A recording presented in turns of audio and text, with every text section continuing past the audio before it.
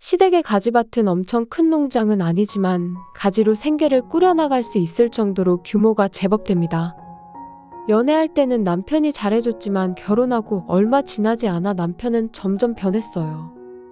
전형적인 잡은 물고기에게 먹이를 주지 않는 타입이었어요. 시부모님도 저를 시집온 며느리가 아니라 새로 맞이한 일꾼처럼 대했습니다. 딸이 한 명 있는데 기숙형 고등학교에 들어가서 그대로 이 집으로 돌아오지 않았고 혼자 살면서 대학교에도 진학했어요. 지금은 같은 회사에서 일하는 남자와 결혼해 행복하게 살고 있습니다. 솔직히 저는 지금 행복하다고 말할 수 있는 삶을 살고 있지 않아요. 아침부터 밤까지 일만 해야 하고 못생겼다. 쓸모없다. 일 못한다. 온갖 욕을 들으면서 저는 이 집에서 거의 노예 취급받으며 살고 있기 때문입니다.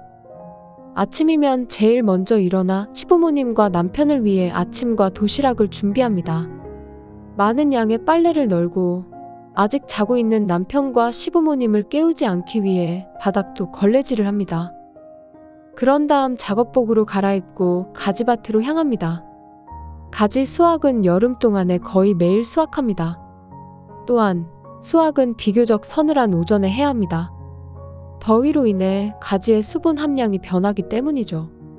여느 때처럼 부지런히 수확하고 있는데 10시 쉬는 시간에 종소리가 울렸어요.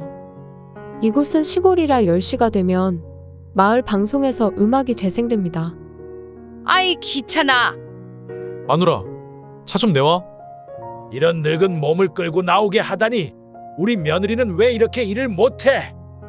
투덜투덜하며 남편과 시어머니, 시아버지가 느릿느릿 밭을 향해 걸어왔어요. 그렇게 말씀하실 거면 그냥 집에서 편히 쉬고 계시지 그랬어요? 저는 아이스박스에 미리 차갑게 식혀둔 보리차와 간식거리를 건네면서 세 사람에게 말했어요. 멍청하긴. 우리가 부려먹는 것처럼 보이면 사람들이 우리를 어떻게 생각하겠어? 너는 이웃들이 어떻게 볼지 전혀 생각조차 안 하는구나. 이렇게 밭에 와서 도와주는 것만으로도 감사하게 생각해야지. 사실 네가 다 하는 게 당연한 건데 말이야. 우리 집에 시집 온 이상 시댁을 떠받들어야지. 네, 알겠어요. 긴 세월 동안 수없이 반복된 대화입니다. 더 이상 반박할 마음도 없어졌고 저는 가지를 수확하기 위해 제자리로 돌아갔어요. 이윽고 30분 정도 충분히 휴식을 취한 남편과 시부모님은 느릿느릿한 동작으로 가지를 수확하기 시작했어요. 옆에서 지켜보니 출하하기에 딱 좋은 가지뿐만 아니라 너무 작거나 너무 크게 자란 가지까지 수확해서 같은 박스에 담았어요. 이렇게 수확하면 나중에 재선별을 해야 하므로 저에겐 2배로 번거로워지지만 여기서 지적했다간 또 혼날 게 뻔해서 그냥 입 다물고 제 일에만 집중했어요. 그러던 중 점심시간이 되자마자 남편과 시부모님은 가위를 던져버렸어요. 마누라, 밥 꺼내와. 알겠어. 남편이 수확한 박스를 얼핏 보니 3명이 1시간 반 동안 10박스밖에 수확하지 못했어요. 일을 하는 거야. 많은 거야. 라는 생각이 들었지만 늘 그래왔던 거라 더 이상 신경 쓰지 않았어요. 남편과 시부모님께 도시락을 건넸습니다. 그들은 항상 그렇듯이 도시락을 열고선 불평부터 합니다. 이거 왜 이렇게 태웠어? 먹음직스럽게 좀 도시락 싸봐. 왜 이렇게 정의한가? 그래, 덕순아. 아들 말 좀 들어. 이렇게 대충 하면 아들이 좋아할 수 있겠어? 그러다 어린 여자한테 뺏기면 어쩌려고 그래? 이건 왜 이렇게 싱거워? 시도 때도 없이 비꼬는 건 30년 동안 이어져 온 습관입니다. 네, 조심할게요. 저는 마음에도 없는 대답을 한 뒤 대충 입에 도시락을 쑤셔 넣고 다시 수확하러 갔습니다. 작업에 집중하고 있는데 갑자기 주위가 조용하다는 걸 느꼈어요. 고개를 돌려 남편이 있던 곳을 보니 남편이 보이지 않았어요. 다 먹은 도시락은 치우지도 않고 그대로 돌아간 거였어요. 저는 안도의 한숨을 내쉬었습니다. 제 일만 늘어날 뿐이라 솔직히 말하면 안 오는 편이 차라리 편해요. 하지만 이런 시골에서 아내만 일 시킨다는 소문이 날까봐 많이 신경 쓰는 듯 했어요. 그래서 저렇게라도 형식적으로 작업하러 오는 거죠. 저는 다시 수확 작업을 시작했어요. 오후에는 모양이 안 좋은 가지와 흠이 있는 가지를 수확합니다. 먹는 데는 지장 없지만 상품성이 떨어져서 시장에 내놓을 수가 없는 것들 말이죠. 이것도 남편이 이런 건 직접 수확해서 처리해야지. 폐기하는 데다가 돈 쓰는 건 돈 낭비니까 네가 수확해서 처리해. 라고 해서 수확하는 거예요. 그 가지들도 모두 수확을 마친 저는 오늘 수확한 가지를 모두 작업장으로 가져갔습니다. 작업장에서 가지를 정성스럽게 씻고 박스 포장을 했어요. 기계의 힘을 빌린다고 해도 혼자서 하기에는 힘든 작업입니다. 그 후 오늘 수확한 가지의 출하전표를 발행해 송장을 붙이고 배송회사에 가져가 배송합니다. 모든 작업이 끝난 시간은 대략 날이 어두워지는 저녁 7시쯤이에요. 지친 몸을 이끌고 집으로 돌아오면 아침에 말려놓은 빨래가 저를 반겨줘요. 잠깐만 일하는 남편과 시부모님의 작업복까지 앞에 4명의 옷이라 꽤 많아요. 빨래들을 챙겨서 일단 다른 방에 널어놓아요. 거실에서 맥주를 마시며 여유를 즐기던 남편과 시부모님은 제 얼굴을 보자마자 한마디씩 했습니다. 오늘 늦었네. 뭐 하다가 늦은 거야? 얼른 저녁밥부터 만들어. 그리고 집에 오면 먼저 씻고 돌아다녀. 흙 떨어지잖아. 덕순아, 이렇게 늦을 게 뭐 있어? 일할 때 좀 빠릿빠릿하게 움직여. 다 씻고 나면 목욕물도 좀 받아놔. 마누라, 생긴 대로 느릿느릿 움직이지 말고 머리 좀 써서 요령껏 일해. 도대체가 칭찬해줄 게 하나도 없어. 저 씻고 올게요. 그 다음 저녁 만들어 드릴게요. 저는 화장실로 향했어요. 어제 제가 화장실 청소도 해놔서 목욕물 정도는 자기가 받으면 될 텐데 도대체 왜 매번 시키는 걸까요? 30년이 지나도 풀리지 않는 수수께끼예요. 남편과 시부모님이 저녁을 먹동안 저는 싱크대에 쌓인 그릇들을 설거지하고 내일 먹을 반찬과 도시락을 준비해요. 이건 도대체 무슨 반찬이야? 꼭 생긴 게 당신처럼 기분 나쁘게 먹기 싫게 생겼네. 술을 기분 좋게 먹은 남편은 저를 자주 놀립니다. 아들아, 아무리 본심이라고 해도 앞에서 기분 나쁘다고 말하면 불쌍하잖아. 마누라, 소주 가져와. 알아서 센스껏 좀 가져와라. 그리고 안주도. 물론 저녁 식사 뒷정리는 제가 해야 해요. 저는 4시간 정도밖에 잠을 잘 수 없어요.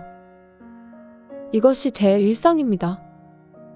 고맙다는 말도 듣지 못하고 그저 욕과 불평만 듣는 날들에 저는 지쳐가고 있었어요. 그러나 중에 농사를 짓는 것만이 마음의 안식처였어요. 저는 흙을 준비하고 씨를 뿌리는 것부터 시작했어요. 싹이 나고 자라서 예쁜 가지가 되도록 정성을 다해 키워요. 그렇게 정성을 들인 가지가 크게 자라 햇빛을 반사하는 모습을 보면 정말 뿌듯해요.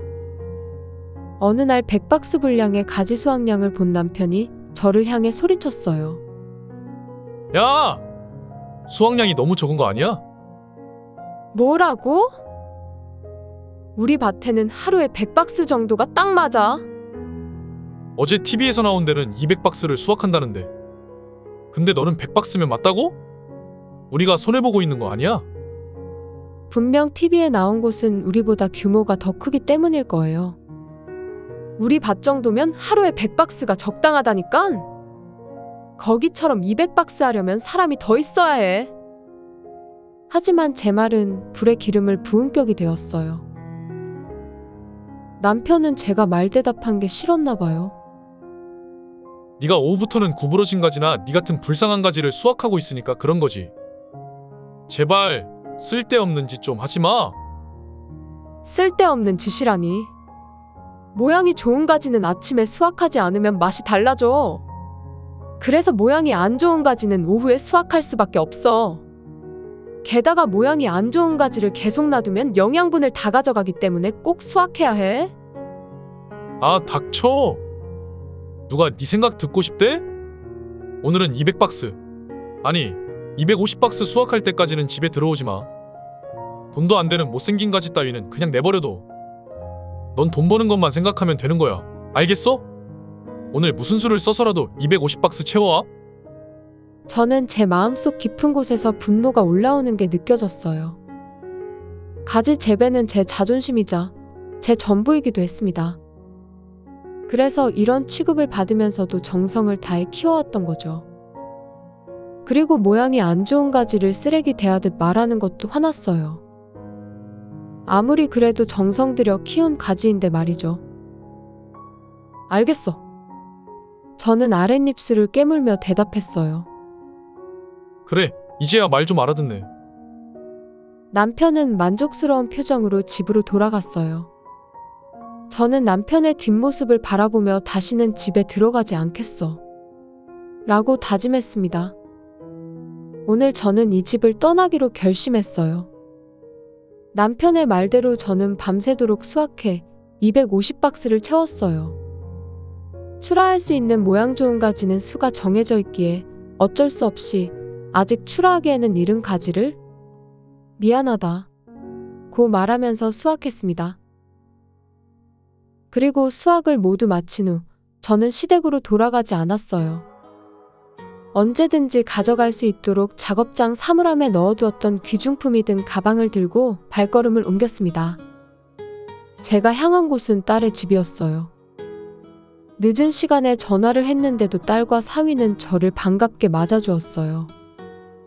그리고 어릴 적부터 시댁에서 제가 어떻게 대접받는지 봐온 딸은 눈물을 흘리며 저를 안아주었어요.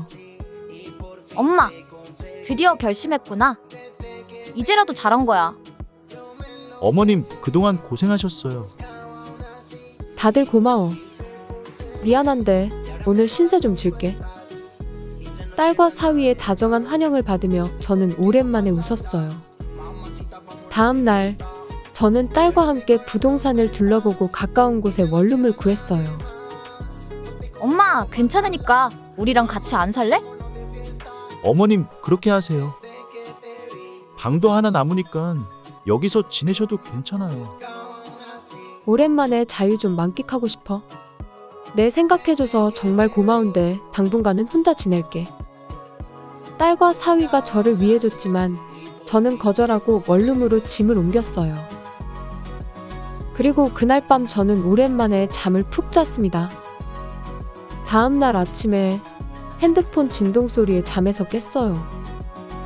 가방에서 핸드폰을 꺼내보니 셀 수 없이 많은 부재중 전화가 남아 있었어요. 전화를 걸은 건 남편과 시부모님이었습니다. 저는 가볍게 무시하고 다시 이불 속으로 파고들었어요. 정말 오랜만에 긴 잠을 잤습니다. 그로부터 일주일 정도 지났을 때 딸에게서 전화가 왔어요. 여보세요? 딸? 왜? 엄마, 큰일 났어. 아빠와 할아버지, 할머니가 엄청 화내는데. 지금 우리 집에 와 있어. 알았어. 금방 갈게. 저 때문에 딸이 난처해지는 게 싫었어요. 저는 서둘러 딸의 집으로 향했고 저를 발견한 남편과 시부모님은 제게 온갖 욕설을 퍼부었어요. 마누라, 너 무슨 생각으로 집 나간 거야? 가지 수확은 어떻게 됐어? 덕순아, 말도 없이 다 내팽개치고 나가버리면 어떡해? 너는 은혜도 몰라? 어서 집으로 가자. 지금 빨래랑 설거지 할 게 많이 밀렸어. 덕순이, 너 때문에 가지 출하가 늦어지고 있잖아. 얼른 일하러 오지 못해. 갑자기 사라진 저를 걱정하는 말이 아니라 자기들이 걱정돼서 하는 말들이라 웃음이 터져 나왔어요. 저는 가방에서 종이를 꺼내 남편에게 내밀었어요. 이거 뭐야? 이혼 신고서? 당신이랑 이혼할 거야. 그 집에는 절대로 안 갈 거야. 하하, 돈도 없고 가지 농사밖에 할 줄 모르는 아줌마가 미쳤어? 이거 어쩌지? 돈은 충분히 있는데 말이야. 당신한테 의지할 이유도 없고 의지하고 싶지도 않아. 남편과 시댁 식구들은 저를 조롱하듯이 비웃었어요. 그래서 저는 가방에서 통장을 꺼내서 세 사람을 향해 펼쳤어요. 뭐? 2억! 맞아. 내 돈이야. 사기치지 마. 네가 그런 돈이 어디서 났어? 그거 매출에서 빼돌린 거 아니야? 이리 내놔. 어디서 도둑질이야? 소리치는 남편에게 저는 통장을 가방에 집어넣으며 담담하게 알려줬어요. 이 돈 궁금해! 이 돈 쓰레기 취급하던 그 못생긴 가지. 그거 팔아서 뭔 돈이야? 지난 30년 동안 상품성 떨어지는 것만 모아서 계속 팔았어. 약간 흠이 있어도 맛도 괜찮고 싸게 파니까 주부들이 많이 사주더라고. 얼마 안 되는 돈이지만 계속 모았더니 벌써 이만큼 모였네. 그거 다 우리 집 가지잖아. 그러면 그 돈도 우리 집 돈이지. 전부 다 내놔. 글쎄, 갑자기 왜 그래? 분명히 나한테 못생긴 가지들은 마음대로 하라며? 다시 기억나게 해줄게. 기다려봐. 저는 이런 일이 있을까 싶어서 녹음해뒀던 걸 들려줬어요. 이런 건 직접 수확해서 처리해야지. 폐기하는 데다가 돈 쓰는 건 돈 낭비니까 네가 수확해서 처리해. 정말 이것들 내가 마음대로 해도 돼? 괜찮다고 하잖아? 돈 들이지 말고 너처럼 생긴 것들은 알아서 수확해서 처리해. 남편은 녹음한 걸 듣고 움찔했어요. 하지만 이혼하면 재산 분할로 그 돈의 절반은 내 돈이야. 그러니 반은 돌려줘. 좋은 생각이 떠올랐다는 듯이 웃는 남편에게 저는 미소 지었어요. 집, 작업장, 밭, 농자재, 기계 이런 거 다 합치면 10억이 넘을 텐데 그럼 그것도 재산 분할해야 하니까 반은 나한테 줄 거지? 뭐? 그럴 것 같으면 이혼 못 해주지. 얼른 그 돈 가지고 집으로 와. 당장? 좋은 말 할 때 말 들어. 아니, 절대 안 돌아갈 거야. 지금 서류에 사인하지 않으면 소송당할 줄 알아. 지난 30년 동안 한 짓들 모두 기록해놨는데 나한테 이길 자신 있어? 지금 좋은 말 할 때 사인해주면 위자료도 재산분할도 필요 없어. 소송으로 진행하면 나한테 꽤 많이 줘야 할걸? 남편과 시부모님의 얼굴이 창백해졌어요. 저는 마지막으로 웃으면서 말했어요. 이 쓸모없는 놈아? 신나게 놀려대다가 이렇게 당하니까 기분 어때?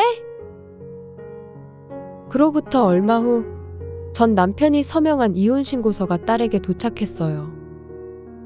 소송까지 해야 하나 싶었는데 큰돈을 뺏길 것 같아 무서웠나 봐요. 다행히 쉽게 이혼을 하게 돼서 안도했습니다. 제 딸은 그냥 소송까지 해야 했어? 라고 말하지만 저는 하루라도 빨리 이들과 관계를 끊고 싶었어요. 이혼 신고서가 딸에게 보내진 이유는 딸 부부가 제 행방을 절대 알리지 말라고 했기 때문입니다. 나중에 안 좋은 일이 생기는 걸 미리 방지하자고 한 거였죠. 확실히 지금도 문자가 옵니다. 내가 잘못했어. 네가 해주던 밥이 그리워. 그러다가 계속 제가 답을 안 하니까 혼자서 화를 냅니다. 건방지게 내 말 계속 무시할 거야? 이미 이혼하기로 한 마당에 왜 저러는지 모르겠네요. 물론 한 번도 답장을 한 적은 없지만요. 그 후로 전해 들은 이야기로는 제가 마지막으로 수확한 250박스는 어떻게든 배송했다고 합니다. 못생긴 것 벌레 먹은 가지를 받은 거래처에서 클레임이 계속 들어와 평판이 안 좋아졌다고 합니다. 제가 없어졌으니 이제는 부지런히 일할 줄 알았는데 개버릇 난 못 주나 봐요. 수확 시기에 느릿느릿 수확해서 큰 적자가 났다고 하네요. 아마도 저런 식이라면 얼마 못 가 폐업할 게 뻔합니다. 저는 모아둔 돈으로 한동안 여유를 즐기며 지내려 했는데 얼마 쉬지도 못하고 몸이 근질근질해서 청년귀농지원센터에서 제가 가진 노하우를 알려주며 봉사활동하고 있습니다.